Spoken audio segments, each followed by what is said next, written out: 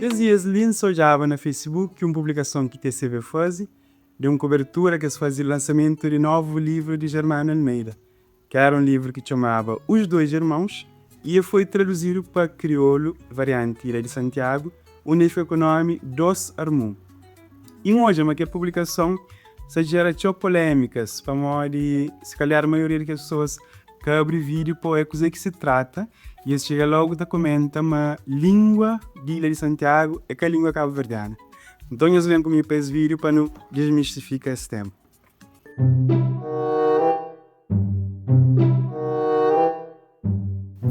Dou uma página de RTC na Facebook, onde está aquele vídeo que título é Os Dois Irmãos de Germano Almeida ganha tradução para o cabo-verdiano em Dos Irmãos. E no também não deixo para a sessão de comentários.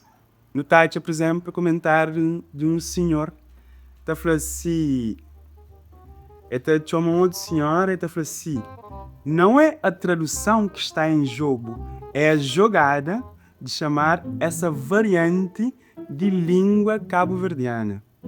Então, logo de baixo, bem comentam, falou assim, senhor, mas onde já se viu tanta hipocrisia? Afinal, a Ilha de Santiago está localizada em qual país? Se não faz parte de Cabo Verde, deverá estar localizada em Marte ou num território alienígena aos Sampajuros. Não tem comentário de Tilac, está falando muito bem. Eu sou de Santiago e fiz questão de aprender as variantes das outras ilhas. Não vejo e não tive problema nenhum com isso. É triste hoje e ouvir algumas pessoas desta terra com mentalidade desse tipo.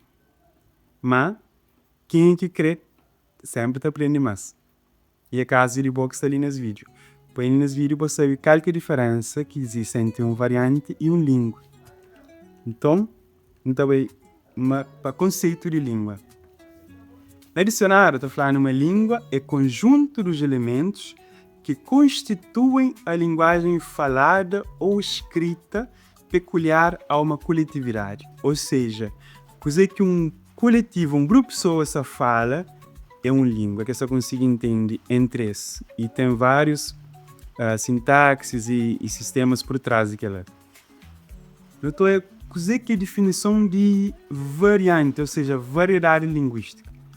Variedades linguísticas são as variações que uma língua apresenta de acordo com as condições sociais, culturais, regionais e históricas.